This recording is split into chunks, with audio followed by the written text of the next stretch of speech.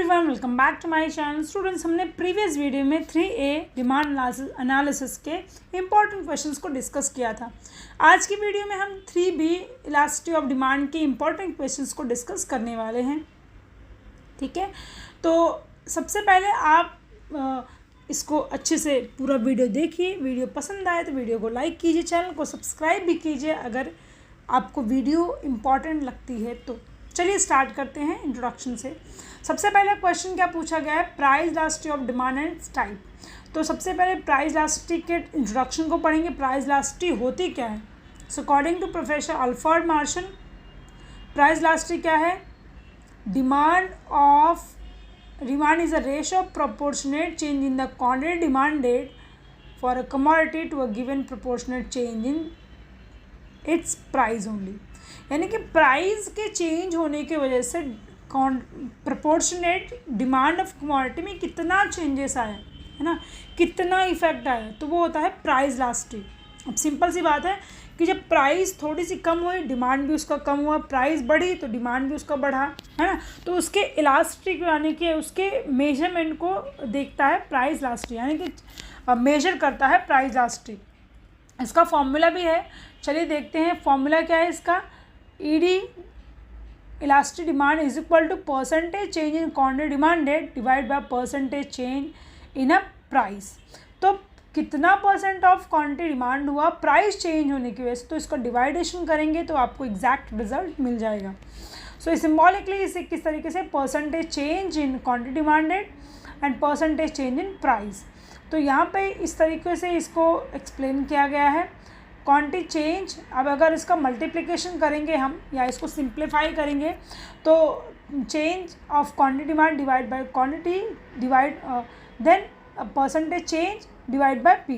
तो अगर आपने स्कूल में रेसिप्रोकेशन पढ़ा होगा तो जब इसको मल्टीप्लिकेशन, जब इसको डिवाइड किया जाता है, यानी कि जो लेफ्ट हैंड साइड है उसको राइट हैंड साइड के फिगर को अगर हमें ऊपर नीचे करना हो तो ये जो सिंबल है डिवाइड जो है वो इनटू में कन्वर्ट हो जाता है। ठीक है, तो यहाँ पे ये कन्वर्ट हुआ, ये एग्जैक्ट हो गया इसका फॉर्मूला, जहाँ पे जिससे आप कैलकुलेट कर सकते हो प्राइस इलास्टिसिटी। तो इसका जो भी चीज़ें हैं वो यहाँ पे डिस्क्राइब की गई कि stands for original quantity demanded, changes of quantity, difference between new and old और new and original quantity demanded. P stands for original price and changes of P stands for difference between new price and original price. Types of elasticity में आते हैं। सबसे पहला आता है perfectly elastic demand. Perfectly elastic demand क्या होता है? जहाँ पर स्लाइट यानी कि ज़ीरो चेंजेस आने की वजह से भी जो डिमांड है वो इनफाइनाइट चेंज हो जाती है, यानी कि बढ़ जाती है। तो ऐसी इलास्टिक को परफेक्टली इलास्टिक डिमांड कहा जाता है। यानी कि किसी प्राइस में थोड़ा सा भी अगर चेंजेस आया, थोड़ा सा मैनुअल या जीरो चेंजेस भी आया, तो जो डिमांड और कमोडिटी होती है वो इनफाइनाइट चेंज हो जाती है, वो एकदम बढ़ जाती है। जैसे कि अगर एक रात के लिए, मैं बताती हूँ आपको, एक रात के लिए अगर गोल्ड की प्राइस को 25,000 रुपये कर दिया जाए तो आप देखो शॉप में ऐसी गर्दी लगेगी ना, आप भी डर जाओगे देख के, है ना। सो ये एक थेरोटिकल कॉन्सेप्ट है, प्रैक्टिकल में इसे तो पॉसिबल ही नहीं है, तो इसे परफेक्टली इलास्टिक डिमांड कहा जाता है। एग्जाम्पल, 10% फॉल इन प्राइस में leads to an infinite rise in the demand. यानी कि 10% प्राइस अगर कम हुआ तो जो डिमांड है वो इनफाइनाइट हो जाती है, यानी कि काफ़ी बढ़ जाती है। इसका जो फॉर्मूला है हमने पहले डिस्कस किया, percentage change in quantity demanded divide by percentage change in price. क्या है वो यहाँ पे? इनफाइनाइट हो गया है। देखो यहाँ पे जब प्राइस ओपी से जब प्राइस बढ़ी, यहाँ पे प्राइस देख रहे हो आप, तो यहाँ पर डिमांड क्या हो गया? इनफाइनाइट हो गया है ना। यहाँ पे देखो डिमांड क्या हो गया है? इनफाइनाइट हो गया है। तो ये था परफेक्टली इलास्टिक डिमांड। ठीक है, in the figure demand curve is horizontal line parallel to X indicate perfectly elastic demand. Perfect elastic demand है। दूसरा है inelastic, perfectly inelastic demand, जहाँ पे ज़ीरो चेंजेस देखने मिलता है आपको। So when percentage change in price has no effect on the quantity demanded for a commodity, तो ये जो होता है अगर मतलब प्राइस कम ज़्यादा हो भी रही है तो भी इसके डिमांड में ज़ीरो इफेक्ट आ रहा है, ऐसे डिमांड को परफेक्टली इनइलास्टिक कहा जाता है, जो चेंज नहीं होने वाला है। जैसे एग्जांपल के तौर पे यहाँ पे दिया 20% प्राइस फॉल हुआ है, फिर भी कोई डिमांड में इफेक्ट नहीं देखने मिल रहा है। जैसे कि इसका फॉर्मूला क्या है, percentage change in quantity demand, percentage change in price divide by zero. तो यहाँ पे आंसर क्या मिलेगा आपको, ज़ीरो मिलेगा। यानी कि अगर 0 डिवाइड बाई 20 किया गया तो 0 मिला, क्योंकि जो चेंज आया है क्वांटिटी डिमांड में वो 0 आया है।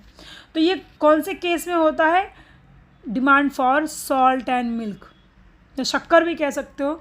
जो कमोडिटी आपके लिए इतना ज़्यादा यूज़ में नहीं आती है, आप एक पैकेट शक्कर नमक खरीदते हो तो आपको पूरा 1 महीना जाता है, तो ऐसे कमोडिटी की प्राइस अगर कम भी कर दी जाए तो कंज्यूमर किसी भी तरीके का डिमांड नहीं करता है।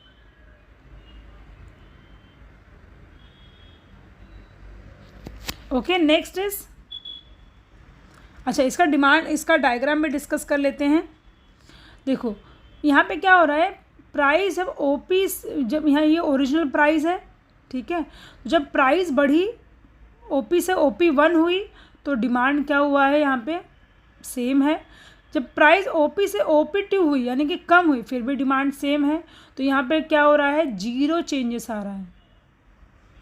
समझ में आया? तो ये होता है परफेक्टली इनइलास्टिक डिमांड।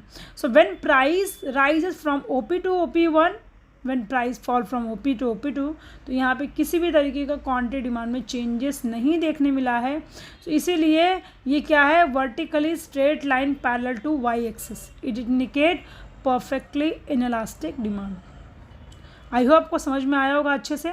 नेक्स्ट बढ़ते हैं यूनिटरी इलास्टिक डिमांड की तरफ। यूनिटरी इलास्टिक डिमांड क्या है, इज इक्वल टू हमेशा 1 होता है, यानी कि यहाँ पे 50% प्राइस चेंज होता है, 50% क्वांटिटी में भी डिमांड देखने मिलता है।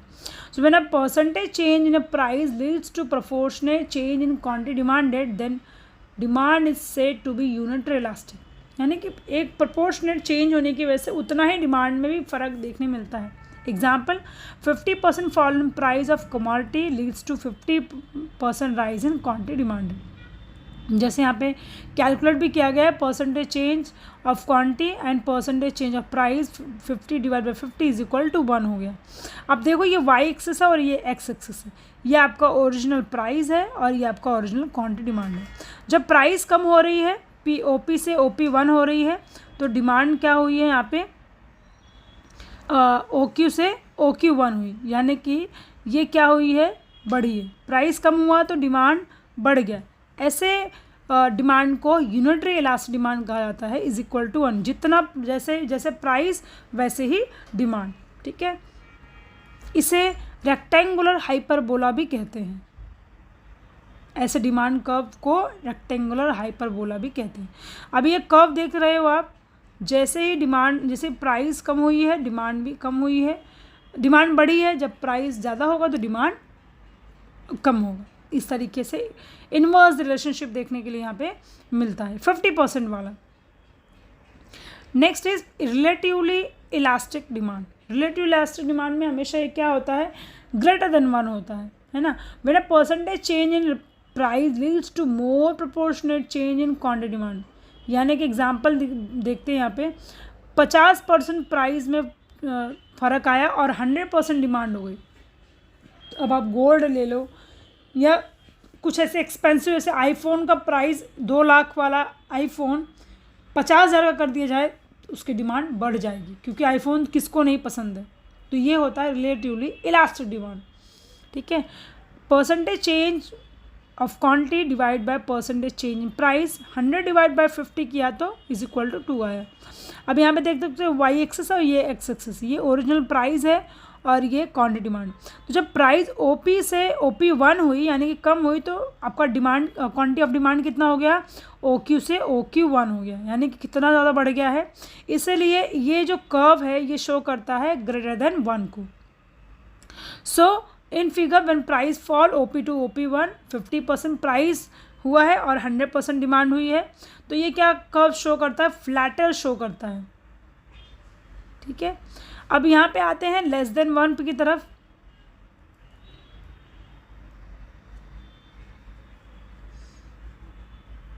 When percentage change in price leads to less than proportionate change in quantity demand, तो ये क्या होती है, रिलेटिवली इनलास्टिक होती है। जैसे for example 50% price come change हुआ है तो 25% ही डिमांड हुई है, तो यहाँ पे आंसर क्या हो जाएगा 0.1, यानी कि लेस देन 1।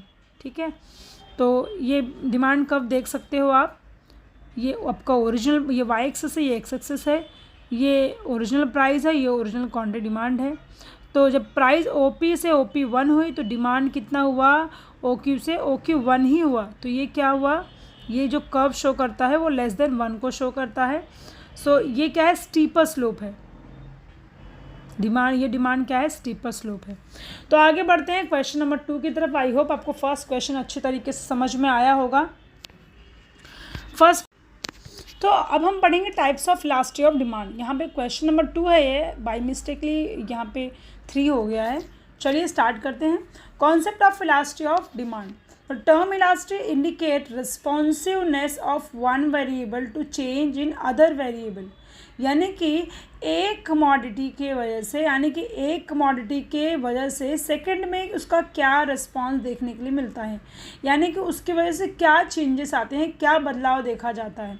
ठीक है, so elasticity of demand refers to degree of responsiveness of quantity demanded to change its price. कितनी डिग्री ऑफ कमोडिटी में चेंज आता है of a demand due to price change, या और अदर फैक्टर की वजह से भी, चेंज होने की वजह से भी क्वांटिटी डिमांड में कितना फ़र्क देखने के लिए मिलता है।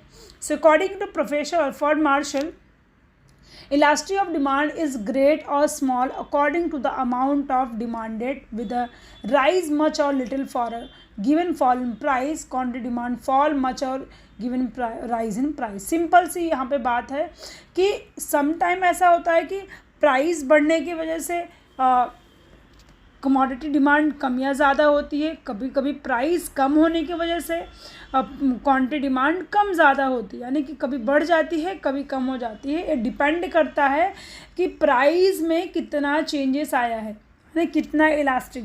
प्राइस बढ़ा तो डिमांड ऑटोमेटिक कम हो जाती है, प्राइस कम होता है तो डिमांड ऑटोमेटिकली बढ़ जाती है।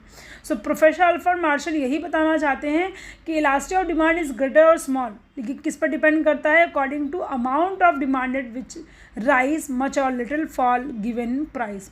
कम प्राइस होने की वजह से कितना क्वांटिटी डिमांड हुआ है, या क्वांटिटी डिमांड होने की वजह से प्राइस पे क्या फ़र्क पड़ा है, तो एक दूसरे का रिस्पॉन्स देखने यहाँ पे देखा जाता है।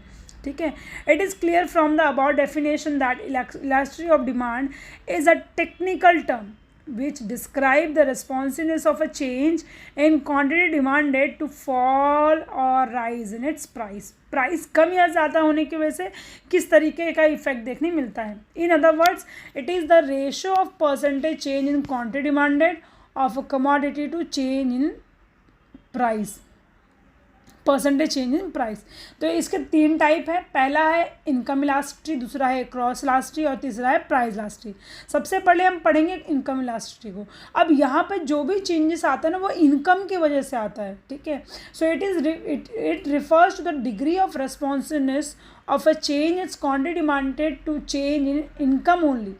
देखो, मेरी इनकम जब तक 10,000 थी, मेरे जो डिमांड ऑफ कमोडिटी थी वो कम थी, है ना, मैं कम डिमांड करती थी। मैं मेरे इनकम के वजह से मैं मेरे परचेजिंग पावर के हिसाब से ही अपनी कमोडिटी को डिमांड करूँगी और उसके हिसाब से ही अपने जो लाइफ स्टाइल है उसको आगे बढ़ाऊँगी। ठीक है, तो यहाँ पे जो अदर फैक्टर होते हैं वो क्या होते हैं, अनचेंज होते हैं।